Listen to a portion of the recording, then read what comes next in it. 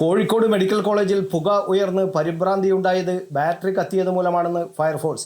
UPS മുറിയിലെ 30 ബാറ്ററികളിൽ 5 കത്തിയ നിലയിലാണെന്നാണ് fire force പ്രാഥമിക പരിശോധനയ്ക്ക് ശേഷം അറിയിച്ചത്. ആകെയുള്ള 38 ബാറ്ററികളിൽ 37 കത്തി നശിച്ചെന്ന് അധികൃതർ പറയുന്നു. പുക ഉയർന്നതിന് മുൻപായി മെഡിക്കൽ കോളേജിൽ 3 തവണ വൈദ്യുതി മുടങ്ങിയിരുന്നു. ഇതിന് പിന്നാലെയാണ് പുക ഉയർന്നത്. ഷോർട്ട് സർക്യൂട്ട് മാത്രമാണോ പ്രശ്നം, അല്ലെങ്കിൽ ബാറ്ററിയുടെ ഗുണനിലവാരത്തിൽ പ്രശ്നമുണ്ടോ എന്നതടക്കം പരിശോധിക്കുന്നുണ്ട്. വെള്ളിയാഴ്ച രാത്രി 7:30യോടെയാണ് മെഡിക്കൽ കോളേജ് അത്യാഹിത വിഭാഗത്തിൽ നിന്ന് പുക ഉയർന്നത്.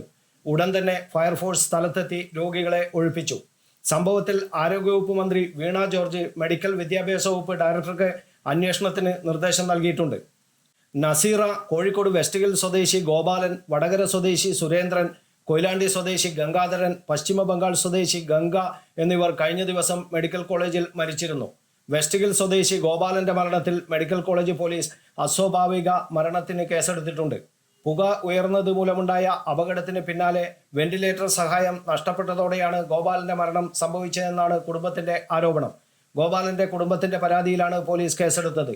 മെഡിക്കൽ കോളേജിൽ മരിച്ച നസീറയുടെ മരണം പുക ഉയർന്നതിന് ശേഷം വെന്റിലേറ്ററിൽ നിന്ന് പുറത്തിറക്കിയതിന് പിന്നാലെയാണെന്ന് നസീറയുടെ ബന്ധു ആരോപിച്ചിരുന്നു.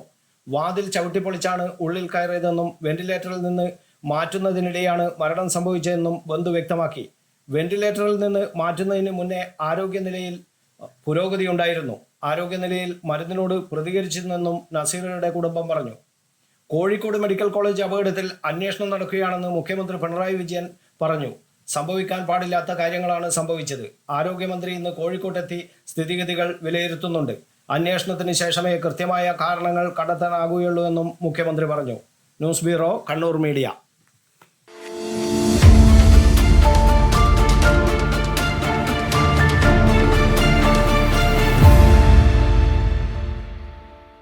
ശരി, പറയും എന്താ ഇങ്ങനെ പ്ലാൻ? കിച്ചൺ വർക്സും ഇന്റീരിയർ വർക്സും നമുക്ക് നല്ലൊരു ടീമിനെ ഏൽപ്പിക്കണം. പിന്നെ ഫർണിച്ചർ സുനിതയിൽ എടുക്കാം.